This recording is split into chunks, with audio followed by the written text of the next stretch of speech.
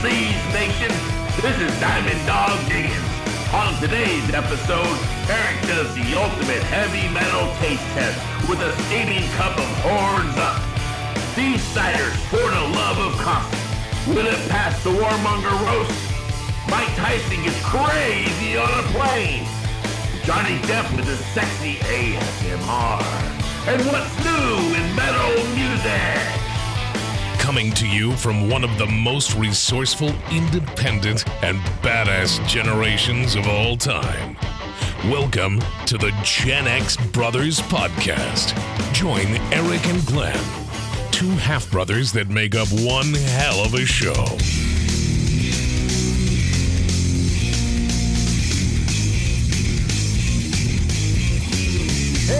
What's up, my son of a boomers? Welcome to the Gen X Brothers Podcast. Hey, what's up? How's it going, Erik? Hey, wait, can we start over again real quick? Hey, I don't think so. Tough shit. We're not starting anything over. Yeah. No, what's up? Go ahead. Like, I kept my coffee cup. I thought I brought my coffee cup. Damn it. Hold on. Erik's always prepared, ladies and gentlemen. Just have to do a take two. Whatever. All right, take two.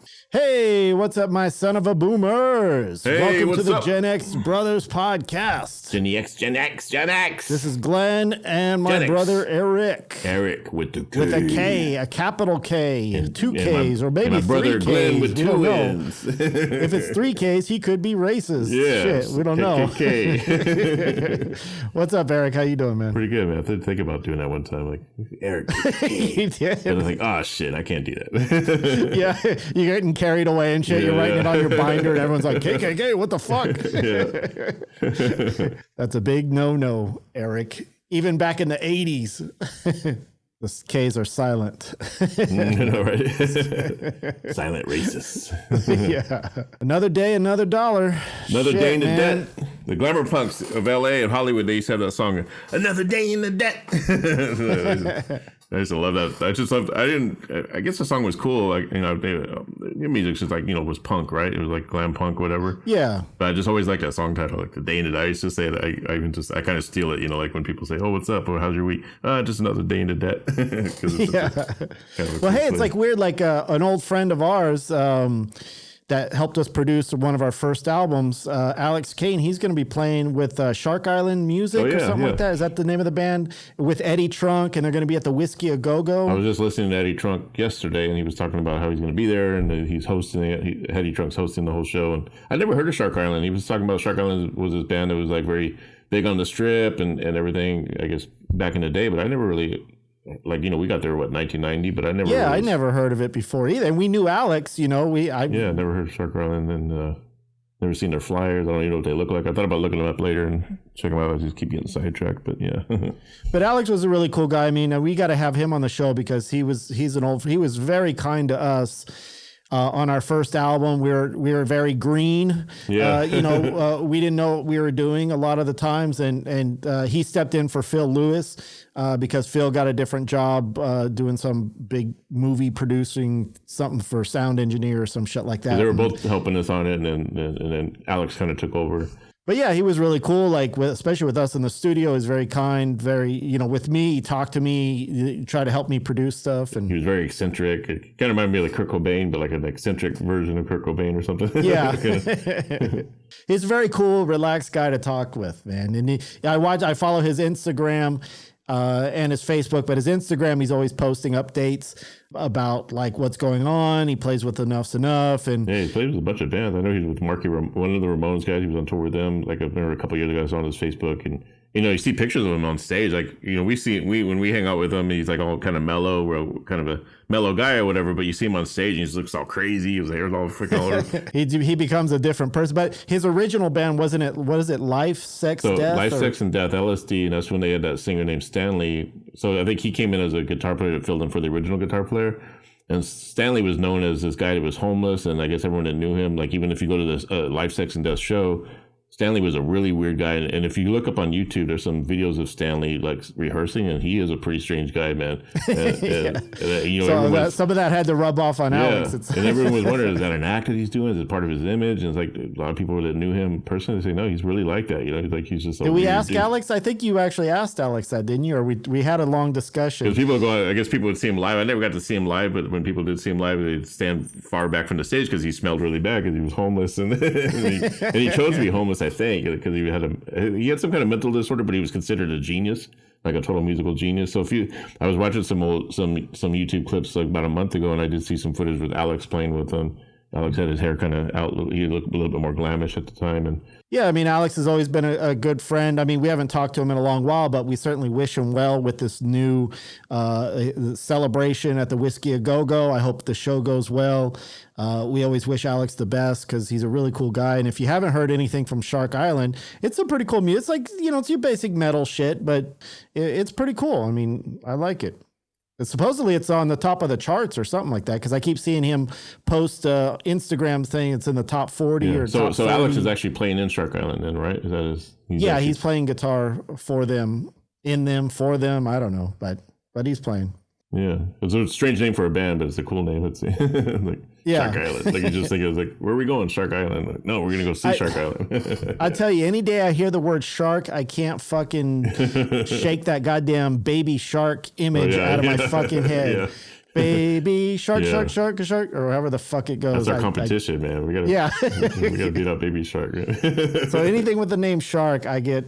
I don't know. PTSD from hearing that fucking song too many times. Alex would be super cool to be on. Like you get Phil on here too. Phil Lewis would be cool.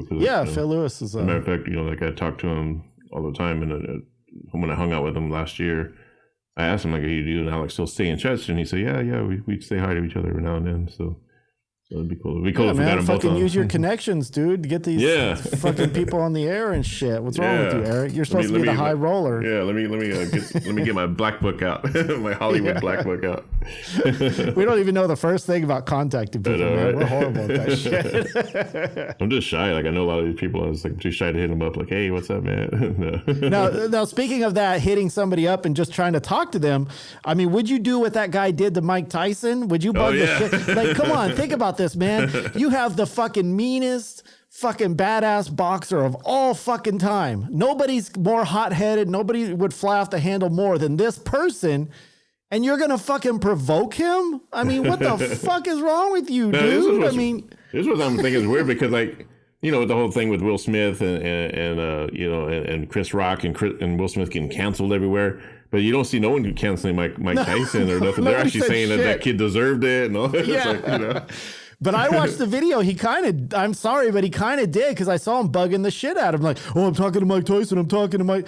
Like, but I guess the question would be, did he bug him enough to where he actually deserved to be punched like that? Like, as far as, because you could bug somebody a lot, but like, in fact, he didn't put his hand on him or nothing. But he was being annoying. But to be assaulted like that, like that kid had his face was all fucked up. Well, the last I heard is that he threw a water bottle at him. Oh, okay. The kid threw a water bottle over the chair at Mike Tyson. Maybe he was just holding it and it slipped and fell, and then maybe he thought he threw it at him. But could be like you ever see that video with the twisted teeth where that one white kid was like kept saying like the N-word or whatever. And he's like and there was a black guy in line and he just kept going on like, yeah, man, talking like with the black scent and everything. And then that guy he was going to buy his twisted tea, and I guess he just got fed up and he just fucking smacked that dude with the twisted tea. And it went viral. It was like the video went everywhere, and like the twisted tea got a lot of business. Twisted tea is like some kind of alcohol based. It's kind of like a it's like a whatever White Claw or some shit like that. So then now it was like talks about twisted tea. You're gonna get hit with a twisted tea, but it's just so funny because he gets smacked so hard. He's like, "Oh my god, dude, fuck man!" You just gotta watch that video. Maybe we should do a reaction on it, even though it was out for a couple years. But oh my god, that's the funniest thing, man. But again, and then if you look at it on the Mike Tyson side, you're Mike Tyson. You only need to hit him once, right? Do you really need to hit him more than once? You just fucking smack him. He goes down. It's done with. But Mike Tyson, he's got that animal instinct, man, like a tiger. tiger. He does, man. But that's how stupid you have to be to fucking provoke him. I mean, that guy. But the funniest part is watching the video of him afterwards. The guy when he's like, "Oh, you just got your ass kicked by Mike Tyson." He's all. It almost looked like he was acting to be sad, like whatever. Yeah, like, that's what I mean. What if it's a setup? You know, that guy was trying to set Mike Tyson up. Because if you notice, they didn't actually film. It could have been a setup because they didn't actually film in between the point where he went over the chair and got him. It only shows after he starts hitting him. Yeah. So clearly there's some manipulation going on there. I mean, if you were filming the whole time, why would you all of a sudden stop at the best part and then start it right in the middle of the guy getting his ass kicked? So come on. I think they set him up, but the guy probably didn't think he was going to get the shit beat out of him that bad. He probably thought he was just going to get smacked or something. So the plane was already landed, right? Or they didn't take off yet or nothing? I think it was like... I have no idea what the position of the plane was. Because apparently Mike was able to walk off the plane after it happened or something. And I think the guy was stuck there for the rest of the flight, just sitting there being all sad. Yeah. Mike Tyson just walked off and they said there was an altercation and he said, hey, he did this. And they're like, okay. Hey, that's what you get. It'll be interesting to see what comes out of it. Will there be a lawsuit, or will this kid just say, "Hey, I'm cool. I got hit by Mike Tyson"? You know? It'll probably be a civil lawsuit just to try to get money out of him, or they'll pay him off. That happened on 420. But I mean, poor Mike Tyson. Right? I mean, I feel bad for him that he's got to go through his life. Like, imagine that dickhead is not the only one bugging Mike Tyson. You know, everybody's got to go up to Mike Tyson and say, I could take him. Oh, I'm a bad motherfucker. You know, how many times does he have to put up with that being a boxer and shit? So, you know, you kind of feel bad for Mike Tyson in this case. That's the problem when you're king. There's always somebody who wants to topple you down and shit. And he's like what? He's like 60 years old, right? Or but apparently Mike Tyson's he's getting up there. He's still up there, but apparently he's still a really good fighter from what I understand. Well, yeah, of course, but that's what I'm saying. That's what's great. He's like, you're gonna fuck with him, dude. He's still gonna beat the shit out of you in 2 seconds. I think he's actually is he gonna fight again soon? I thought I heard something about he was trying to take on that one John Paul or whoever that one fighter's name is. Oh yeah, that's stupid. No, I don't think they're that. They probably were talking about it, but they're not that stupid. There's no way he's gonna take on. And Mike Tyson isn't gonna take no fall for some. You know, he's not that type of boxer. He's not gonna fucking. You know, because you know all those other fights were fixed. I'm sorry, Jake Paul or Logan Paul, the other douchebag. Yeah, come on, that shit wasn't real, man. They paid that shit off to get views, clicks, and money. No fucking way. He's set with the marijuana business, so Mike Tyson, he's got the huge numbers in the cannabis business. So. Yeah, and he said he's coming out with some TV production thing or movie production thing. It's probably has something to do with boxing, but yeah, I think I saw. I don't know if it was like a joke or something, but there was the edible gummies, the marijuana gummies or whatever. Like they were shaped like a Evander what's his name? Evander Holyfield. Yeah, Evander Holyfield's ear, the bit off ear, or whatever. Oh, really? Oh, yeah. That would be funny. Yeah, but apparently they were banned in Colorado for some reason. But I didn't read the story as to it looked like a fake story, but it was funny. Because it's an ear. Yeah, and it showed like these real gummy ears, like kind of sugar coated. They have one shaped like penises, I'm sure. So I mean, come on, what's an ear? Yeah. Oh, speaking of penises, you know who the plaster caster? Do you remember her? The group. Oh yeah, from Gene Simmons. Yeah, and shit so like she that passed away yesterday. She's 74. Oh, really? Yesterday? Yeah, oh. I wonder what they're going to do with all those plastered penises now. But I guess she only had like 100 in her collection. I would think like, damn, you'd think she'd have way more than that. Like if someone said that. She's not that big of a slut, Erik. Come on. Yeah, right. Oh, yeah. Plastic caster. Yeah, I thought she had like thousands or something. Yeah, but I you guess would think, right? Maybe there's a secret vault of penises hidden somewhere. That people that did it in secret, and it's going to come out. Rest in penis. Cynthia Plastercaster, rest in penis. I mean, well, come on. You have to be a brave. You have to have a pretty good penis to fucking want it plastered. And you have to be pretty fucking brave to have it in a museum. You got to be Tommy Lee and shit to have. And the fact that she got Gene Simmons's, and that's probably what made her really famous, is getting Gene Simmons, and then he wrote a song about it. You know? Yeah. I love that album. Man, I don't know if you've seen this whole Johnny Depp defamation trial. Yeah, I've been watching clips, and he's funny. I watched the whole thing, man. It's the most boring yet intriguing thing. Like, he's so fucking smooth when he talks. I'm almost ready to fall asleep, but I can't because I want to hear what he says next. It's like so compelling. I'm like, okay, dude, get to something good. Oh, what happened? He's just such a smooth talker, man. Yeah, it's I like just watched ASMR. those clips of him or whatever. I guess it was the highlights of it, and I thought it was just made up. I guess he was really saying that stuff, you know. It's kind of weird because he had a fucked up mother like us, you know. The mother used to yell at him and abuse him, and he went through all kinds of weird shit with his dad. Do you know if in this instance, so it was Johnny Depp that's suing her for defamation? Is that correct? Yeah, because apparently she's the one that, I guess, broke the whole thing open about him being an abuser, kind of like a Marilyn Manson thing. I like the one where he said, I had to give Marilyn Manson a pill because he gave him a pill because he wouldn't calm down or something. Like, yeah. Well, I love how they bring when the other lawyer, her lawyer, comes up and says, well, I have this text message from Brian Warner, who is Marilyn Manson. Yeah. And you wrote to Marilyn Manson, I love weed. I smoke a lot of weed. And then he asked him, like, he's like, what's in that suitcase? You probably got cocaine in there. He's like, yeah, well, it looks like it could fit cocaine in there. And he's like, yeah. No jury's going to convict him, man. I mean, everybody loves him. Yeah. He can fucking do whatever he wants. Nobody gives a shit. But I was there. I was watching the part where he was trying to describe that they got into a fight and then he left. He finally left and he was going to go pick up his stuff. And he said, okay, I need to go pick up my stuff from the room. And they talked to the publicist. The publicist said, no, it's not a good idea. And he said, why? And then he sent him a picture that she had shit on his side of the bed. She actually took a dump. Yeah, that's what I heard about that. Like in his bed. Like, that's a fucking screwy chick right there. I'm sorry. Even if all the other shit is true, even if he hit her, all that other shit, man. When you got a chick that's willing to take a shit on your side of the bed, that's... How many guys are in love with this Amber Heard? Oh, she's so beautiful. Oh, but she took a shit in a fucking... Hey, beautiful model. Nobody shit too, you know? And when he was describing it, right, and he was talking about it, they showed the side-by-side camera. Yeah. You could tell, man, she was fucking raging. Like, you could tell she wanted to scream, but she wasn't like ready. You know how most people would be upset and they'd be ready to cry and, you know, they were nervous because they were abused. No, dude, you could see rage in her eyes. She wanted to jump over that desk and start beating the shit out of him. But well, TMZ just reported that, I don't know, there's something that she said something about some makeup, or there was about some makeup she was wearing. Oh, yeah. Yeah, so apparently the lawyer brought out the makeup and said, oh, this is the makeup she carried in her purse while she was with Johnny Depp because she was so afraid that he was going to hit her and she would have to cover up the bruises. And then the makeup company come out and said, excuse me, that makeup wasn't released until a year after your supposed... I see. So that was not the makeup that she carried around. Busted. Yeah. That doesn't look good for your case. Yeah. And you know what bugs me about this is that, you know, I don't know what happened. I can't say. I wasn't there. Only they truly know what happened. You're never going to know the real truth because everyone has a different side. But what bugs me is that Amber is obviously abusing a system that is made to help people who are truly abused. You know, she's abusing a system because, listen, there was no reason for her to go to the extreme that she did.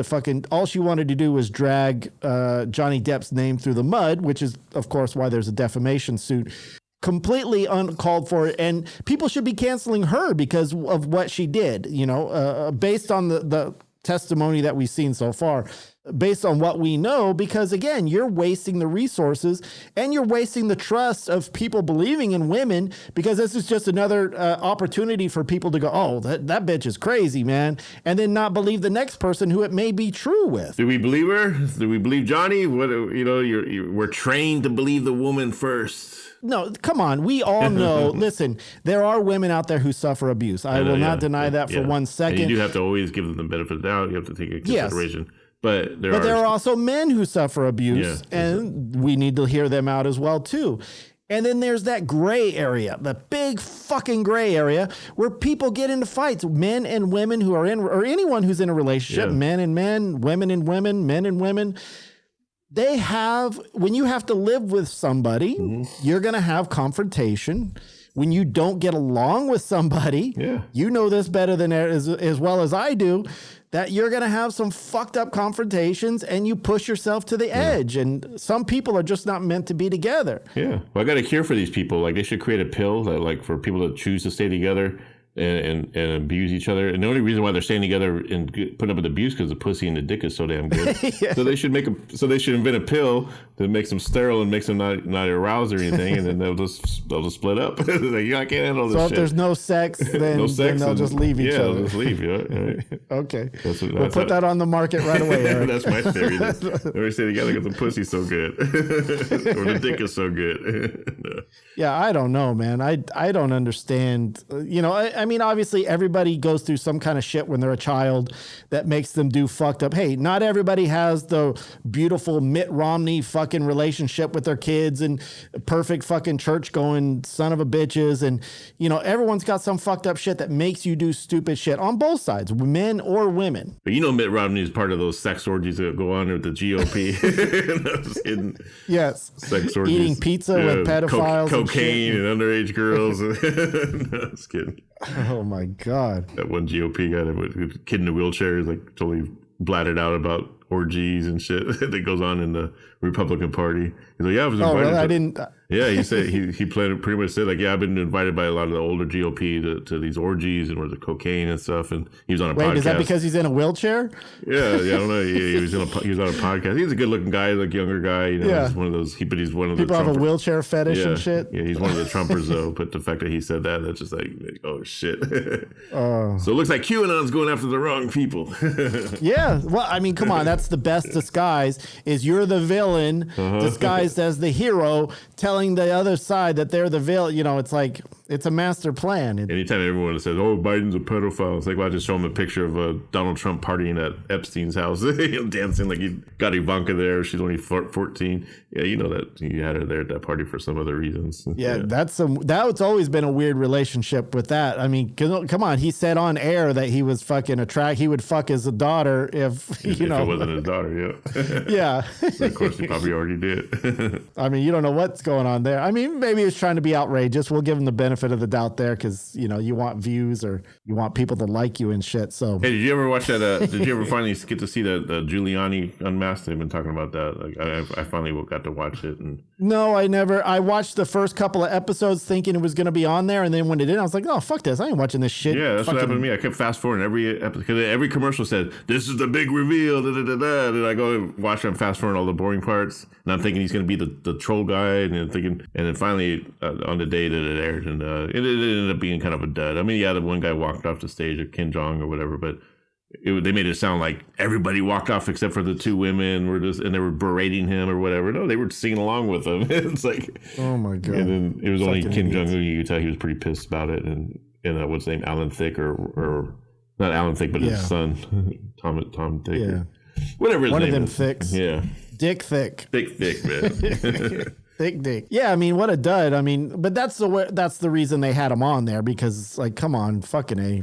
Giuliani's no use to anybody except to make fun. There was a little bit of it where the Giuliani that we all used to know and love back in the 911 days. There was a little bit that came out because they asked him, what made him do the show, and he's like, well, I watched the show. I'm a big fan, and my granddaughter. I did this for my granddaughter because I really love to put a smile on her face. And you start to kind of feel like, wow, that's a Giuliani we remember. And then all of a sudden, like, bullshit. He did it for money. You know damn well they paid him a fuck ton of money for that shit. And he totally brutalized the song. It was bad to the bone, and he just couldn't even.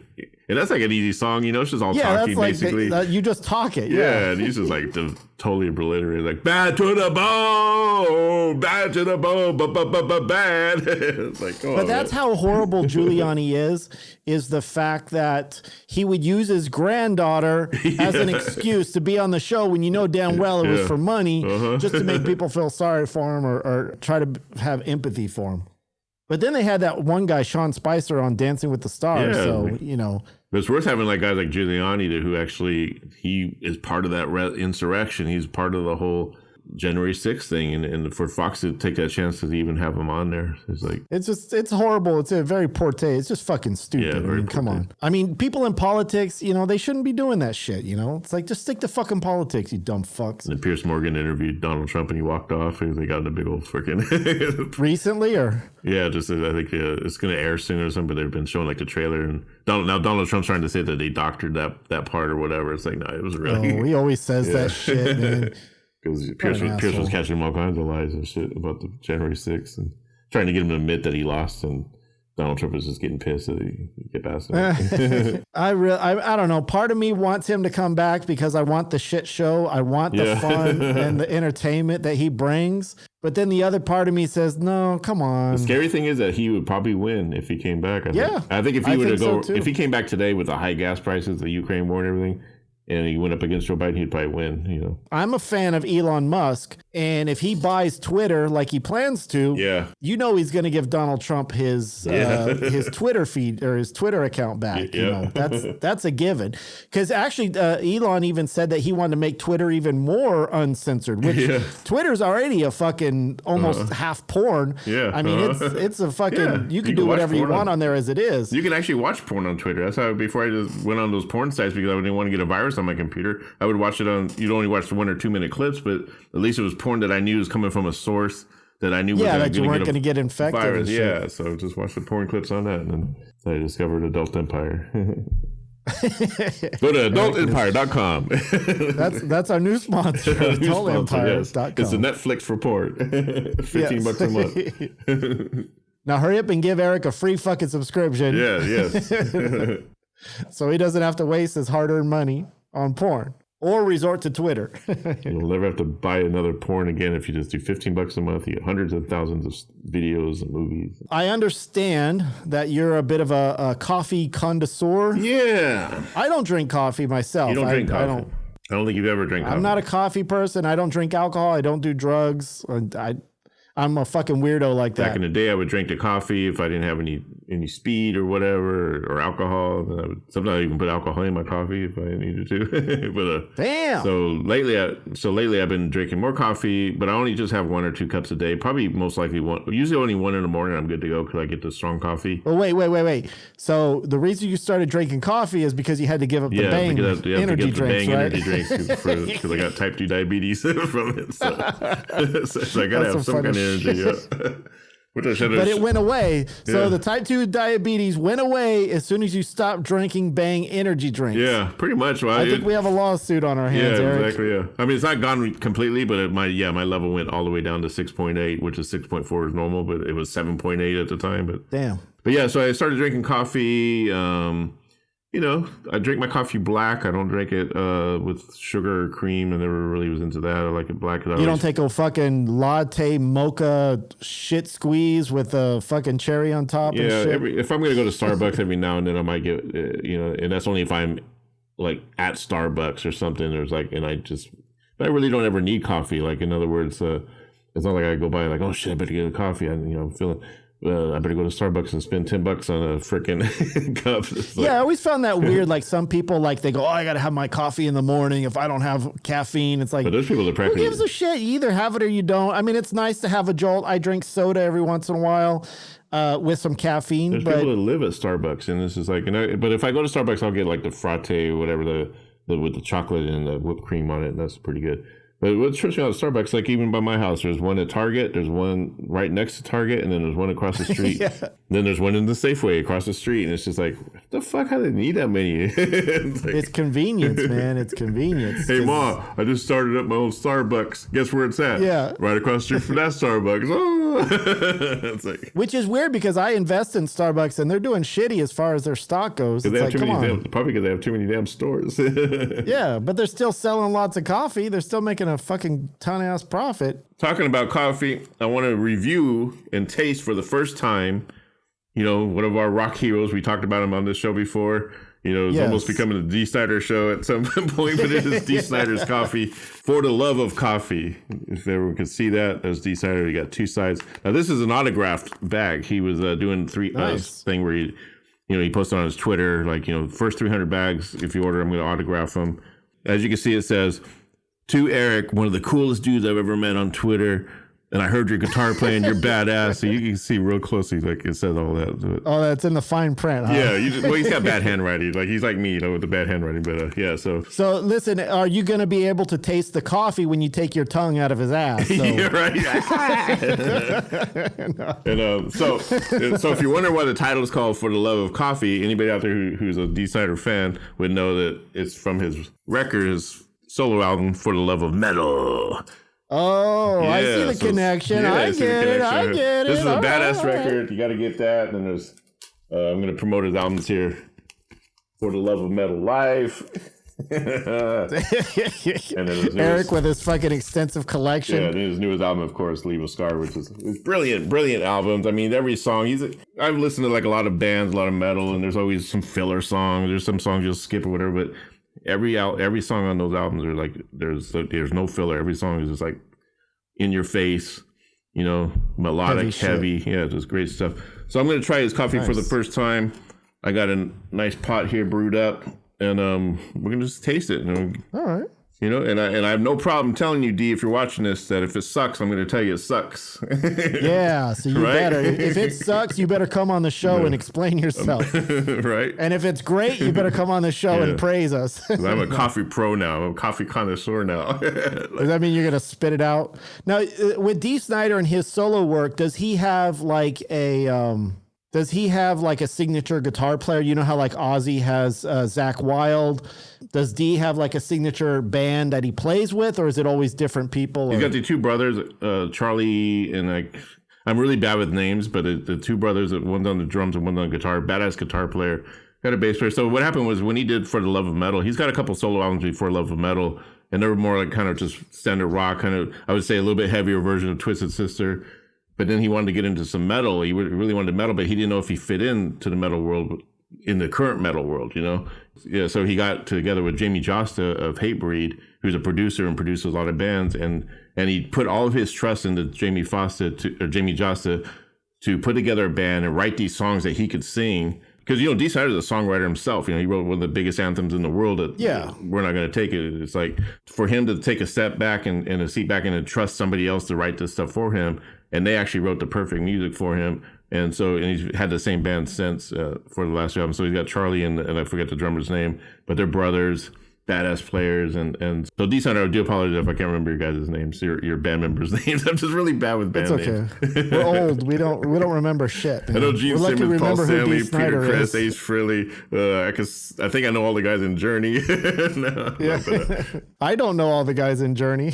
Whatever their names are, they're just badass. And I can't remember all the guitar players of Kiss. So, all I know is Ace Frehley and that's it. Yeah, and they bring it, man. They bring it. It's just like I totally recommend anyone check out Dee Snider's new music. So will Dee Snider's coffee be as great as his music? Yeah, let's check it out. Question. So I'm gonna pour it in my signature Erik Warmonger Cup. So yes, nice. And if anybody out there has tried the coffee and has their own opinion about it, email us at genxbros@gmail.com or leave a comment. If this is on YouTube or wherever you're watching or listening this, leave a comment and let us know your opinion. It smells really good. So, and another thing I want to touch base on is the company puts these coffees out, like a lot of rock stars and stuff have their own coffee. Matter of fact, I just ordered the Kiss one coming in the mail pretty soon. But I think like the Kiss ones, I don't think they're involved in it, but Dee Snider was really involved in the creation of the beans of this one. Yeah, that's what I was going to say, because there's a big deal going on now where like some of the coffee companies are using like slave labor to pick the cocoa bean, or not the cocoa beans, the coffee beans, in Mexico and South America and things like that. And no, Dee and his whole band, they go out there and pick the beans. Like Dee and his band goes out there and picks the beans for them. So Dee Snider does everything, man. So he just sits back and lets his guitar player and then like pick the beans. Get out there and work, bitch. Pick me those beans. Be on the next tour, you got to work for it. And so the company that puts these out is called Dead Sled Coffee, and so they have a lot of great different. Like if you go on their website, they have all the different.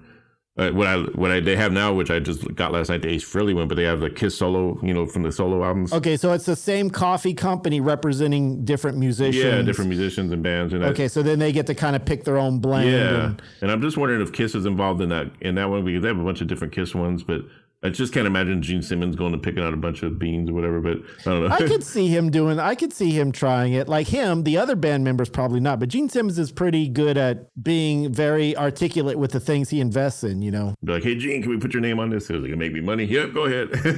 Yeah.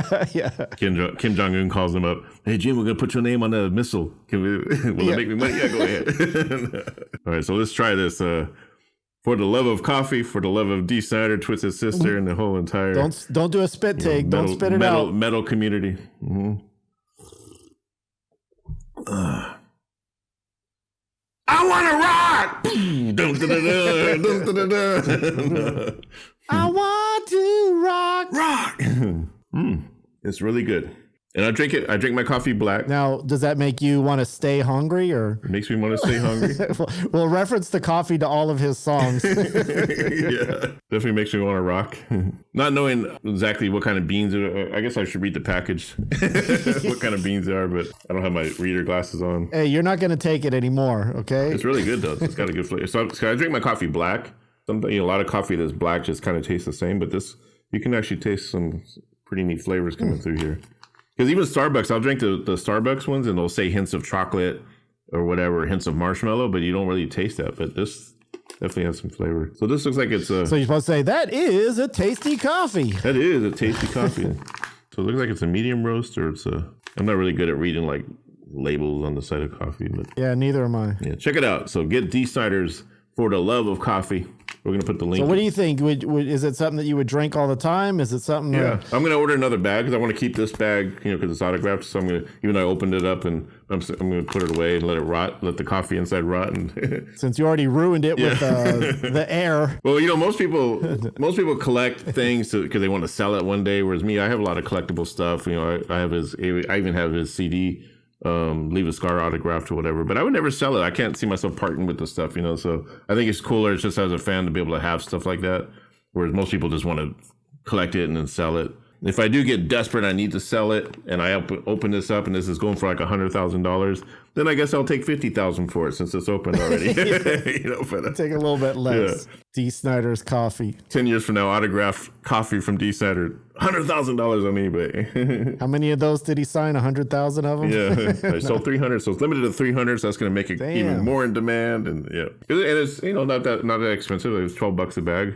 I think this was 12 and then plus shipping or something. So now, do you think he actually drinks it? I'm sure he does. Yeah. Or did he just taste it but like every morning, because some people like us in our old age are kind of set in your ways. Like if you're a Folgers person, you kind of drink Folgers. I'm pretty sure he does. I think I've seen him comment to a few fans on Twitter, and he explained it really well, like what goes into it and the taste of it and everything. So yeah, I'm pretty sure. All right, so yeah, Dee Snider, check out his coffee, rocking out to the music. I wonder if it has. Do you think it has a higher content of caffeine? Probably. Do you think you're going to get more energetic? Probably. It depends on the roast so I got to read it later. But because I just found this out that the light roast or the blonde roast, if you will, is the most caffeinated. I used to always buy dark roast coffee. Because I thought the blacker it is, the more energetic it is. Yeah, that's what I thought too. You know what I mean? But if someone told me about it, it's like, no, you got to get, because I was going to get the blonde roast one day of Starbucks, but I thought, because it looked cool. It looked with the packaging and stuff. It says light roast. And so I thought, but this lady told me, she's like, no, that's like, you'd be bouncing off the walls. And so I so I bought a bag, and this is definitely giving me some energy. So this must be like a medium roast. And who is this lady to confirm this information? This is actually one of my clients. Okay. Yeah, so I think we better double check that, because I always thought dark roast. Yeah, that's what I thought too. It was more because there's a Death Wish coffee, which is supposed to be the strongest coffee in the world, and I've had that before. Why does everything strong have to have the word death in it? Yeah, right.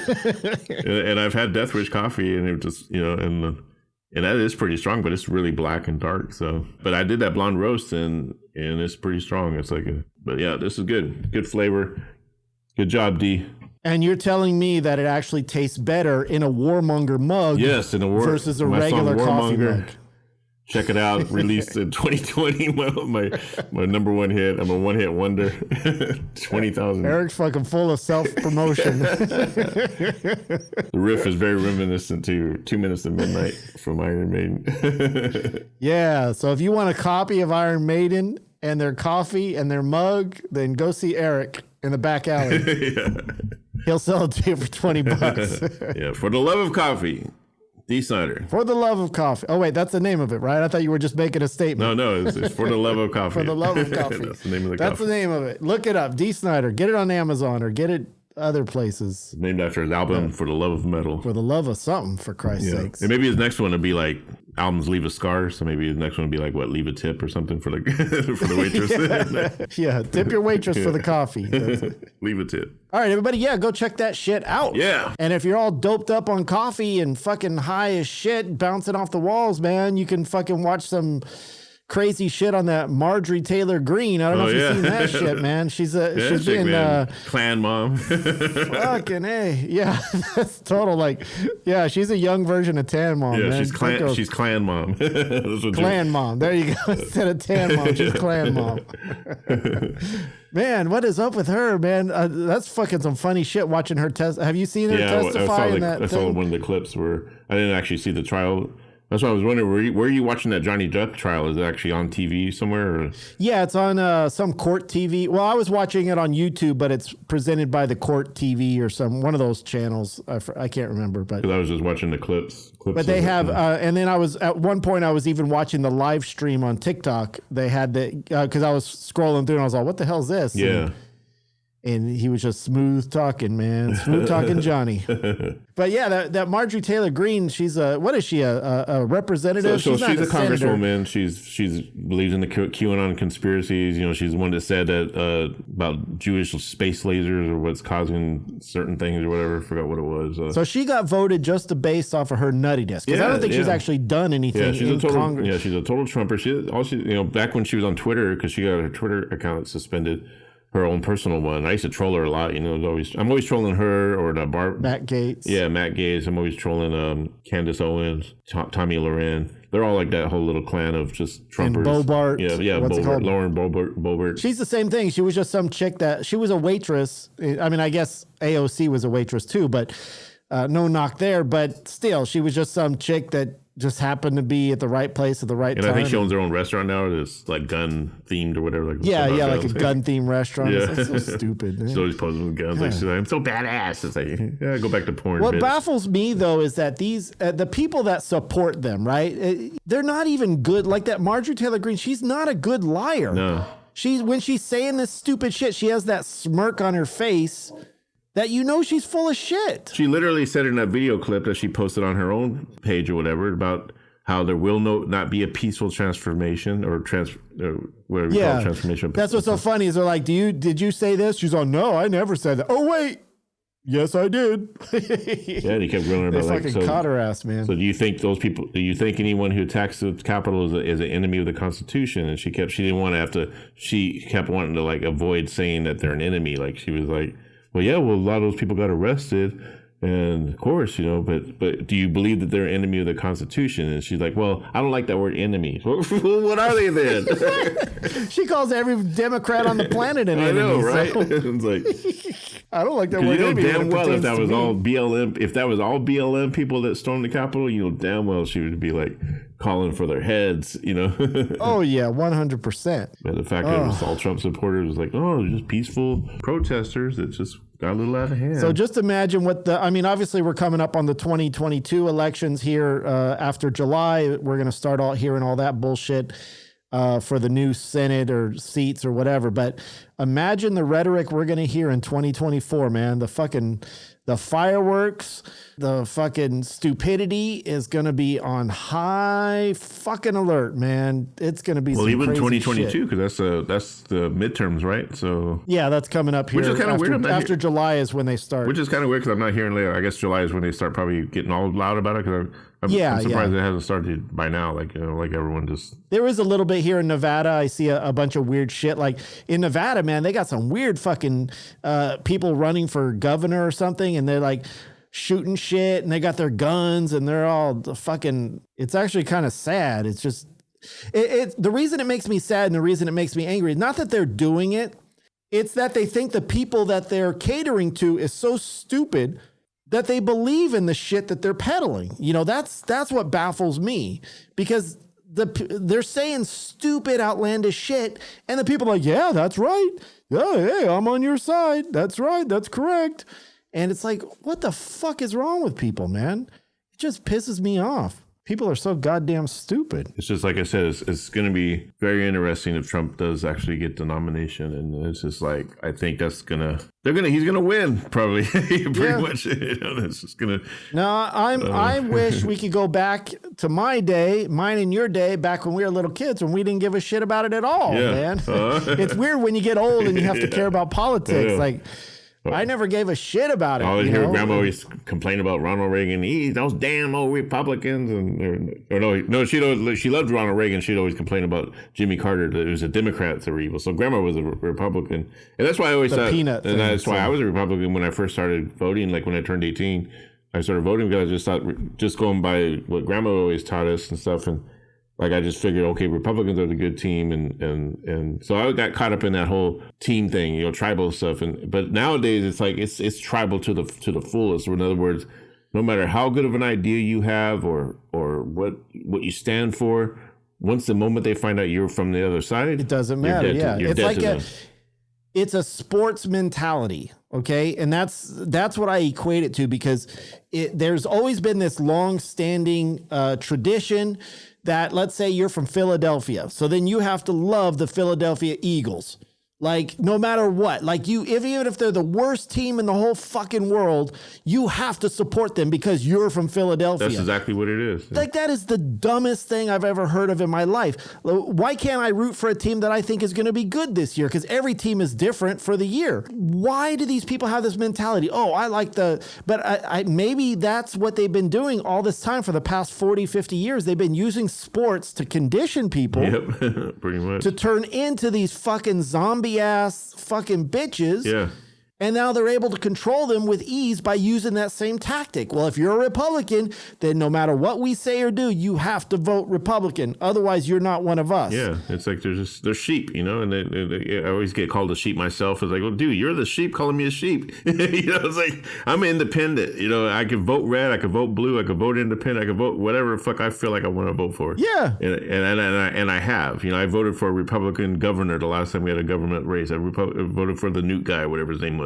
And he actually left the Republican Party. Now he's independent.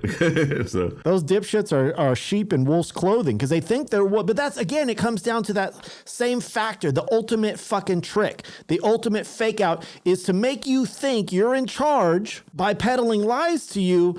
And then you think they're the evil one when in fact the people you believe in are the evil ones. It's Jesus Christ 101, that's fucking Christianity to its fullest, God or Jesus saying that the devil is the bad one, but the devil's the one telling you, hey, I love you no matter what. You can do whatever the fuck you want and I'll accept you for who you are. Yeah. But Jesus won't accept you unless you do exactly what I say, when I say it, how I say it, this, and this. And very true. So he's the evil one.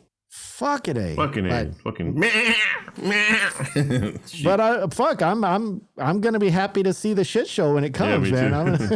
We're gonna be right there talking about it. Did you see like Biden? I guess Bernie Sanders was saying if Biden doesn't decide to run in 2024, he's gonna run again. It's like Bernie Sanders. Oh, come on, Bernie.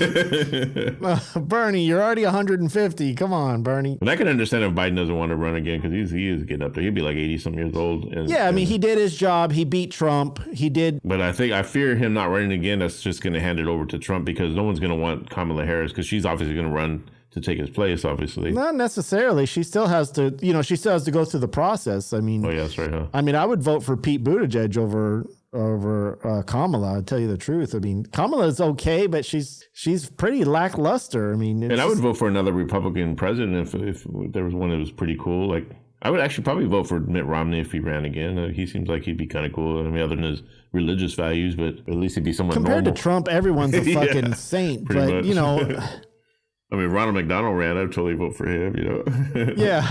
Mickey Mouse. Who is supposed to run? Kanye West. If he runs and shit. No, I wouldn't vote for Kanye. Fuck Kanye. I would say I did. I would not vote for him, but I would say I voted for him just to sound cool, but I really wouldn't. So what do you think is going to happen, Eric? What do you think, in your opinion, is going to happen in 2024? Let's say Trump says he's going to run. Do you think he's going to get shut out? Or do you think he has a chance? Part of me thinks that a lot of even his supporters, that he has lost a lot of supporters. He's just going to kind of go away. But I don't know. I like I said, I just keep thinking if he were to run today, it would be he would actually definitely win. it's hard to say. Well, imagine how bad it's going to be when the Senate and the House are run by Republicans in the here coming up with this election. They're going to make life. I bet you they're going to try to impeach Biden. Yeah. Watch, I guarantee you. Remember this: they're going to try to put up some stupid ass charges, and they're going to try to impeach Biden just over, just because the Democrats did it. Yeah. They'll find something like. He's the reason why the gas prices are so high. It's a war crime. Yeah. And if they have the votes to do it, they'll do it just for the fucking. That's how fucking scummy the Republican Party is. They're the party of they don't give a fuck about democracy. Bill Maher made that good point last night. He said no matter how crappy the Democrats are and the bad stuff, all their flaws, they still have that one essential thing that they love democracy. They tie it to the American dream, and Republicans are just like. They don't want it. They don't want democracy. Yeah, no, they want to rule. They want the rich people that want to fuck. Again, it's that ultimate thing. Rich people making poor people think they're in charge when they're not. They think there's a conspiracy going on with Democrats that they're pedophiles and shit, when it's the Republicans that are fucking on Epstein's island and fucking, 15-year-olds and shit like that. It's just such a weird mind fuck that these people believe in. Yeah, I mean, they even voted for the guy in Georgia or whatever he was from. That. And that DeSantis, man, that guy's a fucking nut job from Florida. Jesus Christ. He's going to run for president. Watch. He's going to try. There's going to be somebody that's going to try to step up into Trump's shoes. Oh, yeah. That's why they keep running. And then Trump will get jealous and say, no, I'm going to run. Fuck you. Like, he's going to trick somebody and make them think they're going to run, like support them. And then when they get up there, then they're going to fucking pull the plug on them. But do you think Mitch McConnell will allow this to happen? Do you think Mitch McConnell will want to go through that, that fucking headache and drama? Because he's going to be in charge again. I mean, once they take back the Senate, so he'll have a lot more control over what goes on. You don't think McCarthy will? No. He's in the House. Yeah. What's his face? McConnell's in the Senate. Okay. And the Senate is more powerful than the House. But I thought McCarthy was trying to be the Speaker of the House, right? Or he's trying to be Speaker of the House, right? Yeah, of the House. Oh, yeah. Okay. Congress is the one. Like, the House of Representatives is like the fucking trailer park trash of the Congress. Okay. The senators are the ones who know what's going on. They're the little bit more legitimate, popular ones, and because the House, there's like 5,000 of them, they just represent a little tiny part of people. Well, then who would take over from McConnell if he doesn't get it? No, McConnell will still be the leader of the Senate. Yeah. The majority leader is what they call it. It must be like a fountain of youth or something. That's what, being in his position, because of anybody else in his age and the way he is like. You think he'd be dead or something, but maybe it's. Well, I think it's because he takes things very slowly. Yeah, very slow. And he takes his time, so he'll get there quicker than the rabbit who's going too fast, The classic story. Trump should not be running for president. Fucking Trump. Responded and started the riot. I take that back. So with this January 6th committee, which is the whole purpose of trying to... I think they're trying to delay it as much as they can so they can have the evidence come out at either the end of the election for 2022, so that way they can kind of ruin them, or they're waiting until the presidency. But if they don't do it now and they lose, then the Republicans are going to squash it. So they have to kind of come out with it by the end of this year. They're going to have to bust their ass on that shit because, like I said, I mean, they got so much evidence. And I mean, look, they just found those tapes that McCarthy was denying that he told Trump that he was against Trump with the insurrection and stuff, but then they caught him on tape, So, yeah, I always love that, man. I love it when they say, I didn't say that, and then it's on tape. Oh, yeah. That's fake. That's fake. So what else is going on, Erik? I want to give a shout out to a friend of mine, Paul E. Schultz. Oh, yeah, you're that's what I was going to say. I mean, you're getting your little uppity coming uppity coming at uppities. You're starting to become a star and shit thanks to the Gen X Brothers podcast. Yeah, I'm gonna be an actor now. you're gonna have your little cameo. So I got a cameo in this. So my friend Paul Schultz, he's a guy I've known for many years. He's a great artist. He's a great comic book artist and a good writer. And I think we were gonna do some projects together in the past, but this never worked out. But I met him through a mutual friend who I did do a project with. But Paul, he's the guy I've always thought was cool, admired and stuff. Always done podcasts. He's always got a podcast every, like different ones. So he's got another one. He's got his new one that he's been doing, and it's called The New Tales of the Mysterious Traveler. Oh. And you can hear it on like Spotify. It's got about 6 episodes right now. And basically what it is, it's like that old style radio, because he's very vintage kind of guy. Like he likes all those like old Western movies and stuff like that, and he just loves everything vintage and old, you know. This is like based on like some TV series, not TV series, but some old radio show back in the 40s. I guess it died out or went away for a long time, and then it got resurrected, and so into the new world of today.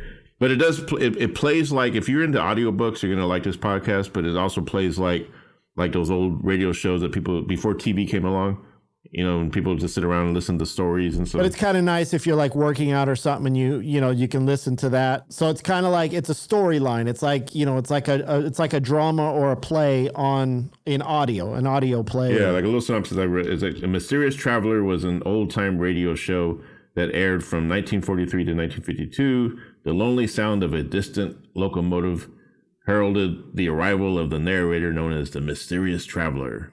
And it's a radio show. Like I said, it's like a radio show. And this guy just tells different stories and stuff. And so anyway, so Paul hit me up to play a radio DJ. And he gave me the freedom to think of my own name. So I thought of Diamond Dog Diggins. That's and I got that voice like, Diamond Dog Diggins here. So I did this clip for him. He wrote the script for me, like a little 2-liner script. And then my project Death Cryptopia that I have, that, like with Gargoyle, we have this song called Furious, and he actually used that in the podcast as well. So basically, nice. So if you go to like the New Tales of the Mysterious Traveler, you can catch it on Spotify, but anywhere you listen to podcasts, pretty much. And I'm on episode 6 and somewhere in the middle or whatever, but you got to hear the whole thing anyway. I'm just kind of in the background on this one, like, because it's 2 guys, the characters are talking, I'm on the radio, like doing my thing, whatever. And it turned out cool. So then Paul was like thinking like, hey, I think I want to do a side story about this guy, this DJ Diamond Dog Diggins. And damn, so now you get a bigger part? Yeah, so now he's going to write a complete... now it's a spin-off just for Erik. Yeah. Shit, so he's going to write a complete script, and we're going to do some readings and stuff, because he's got a whole little acting crew going on with this. Because I asked him, nice. I go, who's doing the acting in that series that you got? And he's like, I got my own little acting crew going on. I was like, yeah, because it's really well done, and it's got sound effects and music and stuff in it. So then, if I have to go to the backyard and I got to do some digging, yeah, you're gonna find some my dog bones back there. I'm gonna dig a hole, and do some diggings. And it's funny because how I came up with the name. Before he hit me up, I ordered David Bowie's Diamond Dogs, on vinyl. And it was right before he had hit me up, and then when he asked me to think of my own name, I said, Diamond Dogs, and then I thought of David Lee Roth, like, this is Diamond David Lee Roth, like, because he's Diamond Dave Diggins. Yeah. So I just thought, put the two together. Well, Diamond Dog, but I thought it'd be kind of a funny tribute to David Bowie and a poke fun at David Lee Roth, and then I just added the word Diggins because dogs dig or whatever. So Diamond Dog Diggins here. And, so he's going to write a storyline based on that, and I think it's going to be like the life and the tragedy of a radio DJ from that era. Well, I think the people want to hear some of this. Do you have a line from it? Do you have any like... Damn, I should have got that prepared, but I can't remember my lines. Our specialty. Line, please. There's something about like, I think I say something like, now, we had these callers call in about strange lights in the sky. So I do like oh, nice. Yeah, because it's about like, some UFOs or so there's a lot of paranormal stuff going on in this series. And, it's just like, it takes you back to the Twilight Zone and again, like those old shows that used to be on before TV rotted everyone's brain. People could just listen to the radio and... Yeah, thanks TV, you motherfucker. Yeah. Thanks Fox News, you fuckheads. So look for that coming soon, the story of Diamond Dog Diggins, but also check out the New Tales of the Mysterious Traveler by Paulie Schultz and Big Broccoli Studios. And that's on what, like Spotify or something, or any streaming? Anywhere you stream for podcasts, I would imagine he's on all the platforms. And let's get some of those actors on and see you guys do it live and shit. Yeah, we want a live version. Yeah, do like a little live version of it. And a recital. Throw a monkey wrench in there and fuck you guys up and shit. Keep us on our toes. Yeah. Yeah. So if you like audiobooks and stuff, there's a podcast that plays like an audiobook, which I think is kind of cool too. Yeah. Nice. I'll check it out. Check it out. Sounds cool. What else is in the news? Anybody die lately? Yes. Who? My career. Oh shit. No, just kidding. Both of our careers. Down the tubes. Yeah. They never got started to begin with, so it was pretty easy. Or 15 minutes of fame turned into 15 seconds of fame. I wonder if anybody ever got 14 minutes of fame. Like, I wonder how many people didn't make it to the 15-minute mark. Did it used to be 5 minutes of fame? Probably. Or was there a different time? Like, where does that come from? 15 minutes of fame. Yeah, who chose 15 minutes? I guess that's it. I'm all hyped up We with got that damn nothing else to coffee. tell you this week, man. Any new music coming out? Am I working on some? I'm still working on the Death Cryptopia stuff. I actually was writing a song the other night that sounds like a 80s metal, probably. I was gonna say real bands, Eric. Yeah. Like, is there any new music coming out from? You're the one that keeps up with all the new music and shit. The whole show's not about you, motherfucker. Oh, you know what? The warning. Check out the warning. Oh yeah, didn't you say you had to cancel that? You were supposed to see them. So live? yesterday, I was supposed to see him live yesterday, and I had a client, being an alcohol drug counselor, she was in crisis mode, and so I had to help her off a cliff in a sense, and so I decided to just... You're the real American hero, Eric. And truth be told, passing up metal to help somebody with their problems. And the ticket was only $20. So, okay. So it wasn't like a big loss. If it was 40, she's gonna have to jump off that fucking cliff. Sorry, you got to call. Good thing it was only 20. Sorry, you got to call it 1-800. Yeah, No. There's a hotline for that shit. But if that's a Hawthorne if Theater, it was Journey or somebody more important, then fuck you. I got plans. That's a Hawthorne Theater, which is like way out there. Like, I was going to take an Uber out there and it was going to cost $30 and $30 back. No, but what's cool is even though I had to do that and everything when I was fine with it, they ended up live streaming the show anyway, like on YouTube. So I was able to watch it later on. And those motherfuckers, they took your money then they live streamed it. So they're called The Warning. You could have just watched it at home this whole time. Yeah, so they're called The Warning. There are three girls from Mexico. Young, probably like 17 or 18, but they're just really talented. I really like the bass player. She's got these really cool moves that she does and just, plays with her fingers and stuff like that. Their music's very solid metal. It's just good, catchy hooks. They opened up for the Foo Fighters. That's kind of what's getting them out there more because they did a big Foo Fighters tour. They were on tour with the Foo Fighters when Taylor Hawkins died as well. Nothing like a death to push your fame higher and higher. And so they're on their tour right now doing that. Next month, I'm going to go see Destruction. What the hell's Destruction? Is that a band? You ever heard of Destruction? You know who Destruction is, right? I've heard of I don't think I've ever listened to them, but it's like an old school metal band, right? Yeah, we're big into them. That's one of the bands Paul Merrill turned us on to back when we met him. And didn't they have like these really elaborate album covers or something? The three guys with the big poofy hair. Eternal Devastation was that album, and then Infernal Overkill, two of the best thrash records of all time, in my opinion. They're German thrash band, but they're still putting out really great music. I mean, I've just got their new album, Diabolico. Badass. It's heavy, and I think there's only two original guys left in the band right now, but it's really good. They still got the same singer, with the really cool voice. And then they're playing with Nervosa, which is one of my all-time favorite thrash bands in the last 10 or 15 years. They're an all-female thrash band. We've mentioned them on the show before with, when we were talking about Cobra Spell. There's a connection between them and Crypta and Nervosa. So I'm going to see Nervosa and Destruction live next month. And damn, man, you must have just gave up on COVID and shit. Yeah, I've been to a lot of concerts. I've been to more concerts in the past year. I don't want people complaining they didn't get their lives back, and you're fucking having a good Well, I think time. in the last year and a half, I've been to more concerts than I've been in my entire life. I think, like I said, started out with Guns N' Roses. It was right when the pandemic started to end. But we're done with COVID, so going to Guns N' Roses, and then that's what's weird about me, because you know me, I never like going outside. I never go to concerts or whatever. But a year before the pandemic, I took Glenn to like at least 5 different concerts out of nowhere. I was just like, we need to go. I took him to Metallica, Rob Zombie, Marilyn Manson, all kinds of shit, Kiss, and yeah, you got to see Kiss. It's like, and then all of a sudden the pandemic hit, and I was like, oh shit, good thing I did that now. You should go see Sebastian Bach. He's playing for free at the Fremont Theater. Or the Fremont Street or whatever. Yeah, the Fremont Street. I don't like going to Fremont Street. It's too crowded, man. It's like all these fucking drunk Apparently people. There's a really good cover band down there that plays a lot of good metal, and they're really good at it. And, yeah, they always have bands playing to like rock bands that play like Motley Crue and shit. And I watch it on live streams, people's live stream. But you know me, I don't like being around a lot of people, especially if it's like that type of crowd where people are walking around. I'd rather have seats, sit comfortably, and watch a show. I don't want fucking people walking in front of me. I don't want fucking people bugging the shit out of me. I don't like it. I don't like people. Fuck them. And another new music out is Kirk Hammet. It came out on Record Store Day on Saturday. Oh, yeah. This is Tuesday. Remember, it's Tuesday. So Saturday was Record Store Day. And Kirk Hammet was one of the records released. He's the first guy in Metallica to actually release a solo album. as long as that band's been around, you'd be surprised. Like you'd think like all the guys. Yeah, like, one of the members would have broke ranks. Yeah, I guess he's like. But it's just an instrumental, right? From what I understand. So I mean, it's kind of understandable that it's like you want to do an all instrumental type of thing, like a Joe Satriani or apparently he did it for some kind of art then, show or something. I guess he does art too. So he's like an art gallery. So he wrote the music for his art or something, and it's really well done. I mean, it's like I just heard the first song on YouTube and.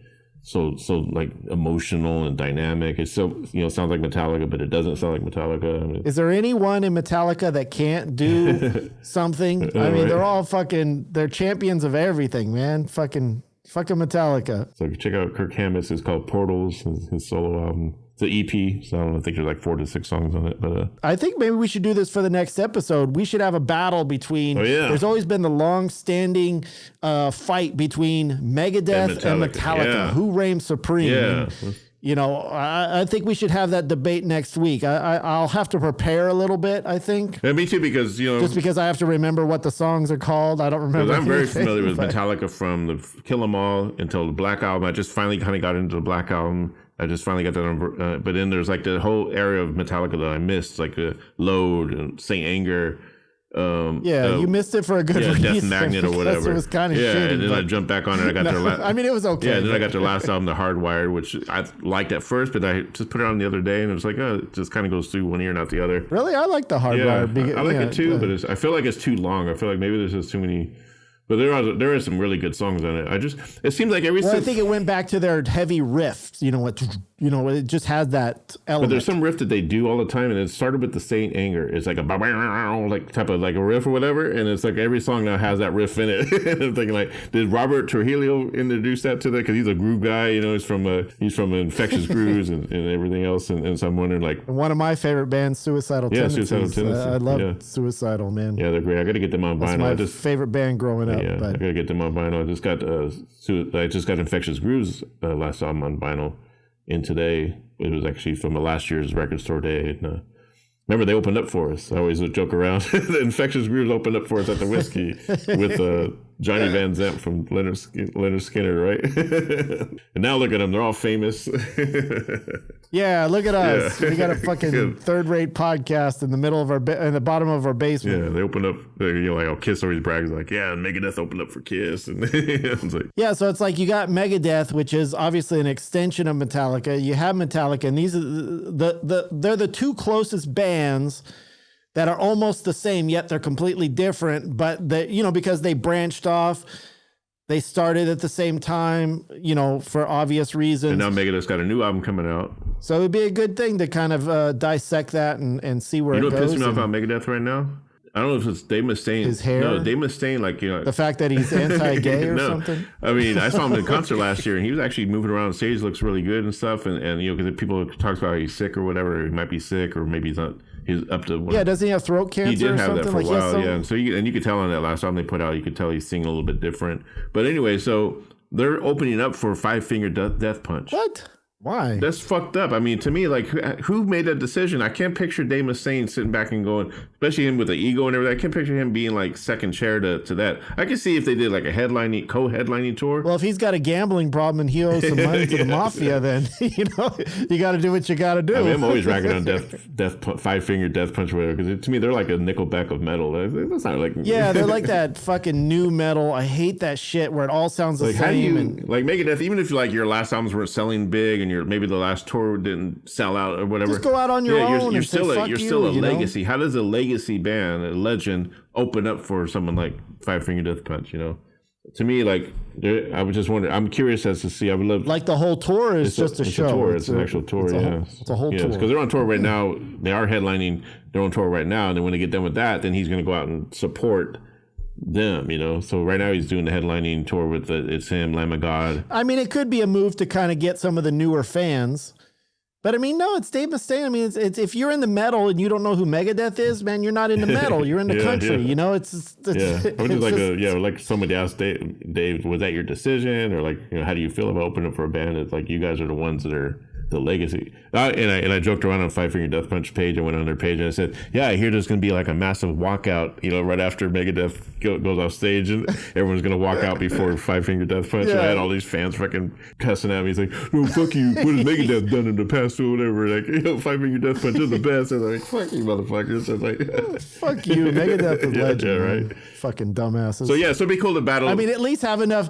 At least say, oh well, listen, Megadeth is great, but I love Five Finger dipshit too. I was just Five fingers up your ass. I'm just trolling. Like, if they like the Five Finger better, I can understand because they're younger. That's probably the best thing. But I'm just gonna troll them. But it's gonna be interesting. Let's battle Metallica versus Megadeth. Megadeth has a big catalog. I'm gonna have to go back and listen to a lot of stuff I missed on them in between. I just bought their last album, Dystopia, that came out in 2019. That's a pretty good album, but there was a time, I think they have a couple albums where they were kind of going commercial sounding. But to me, like, they can go commercial and sound good, whereas Metallica, Well, listen, there's one reason Metallica went downhill, and it's one person that was involved, and I blame him for ruining every great rock band in fucking history, and that's Bob Rock, the producer. That fucking asshole, man. Yeah. He's like the fucking Joe Schumacher of the Batman series. That fucking Bob Rock, man. He's a horrible human being, and he should never be able to produce another fucking album in his life. I'm sorry.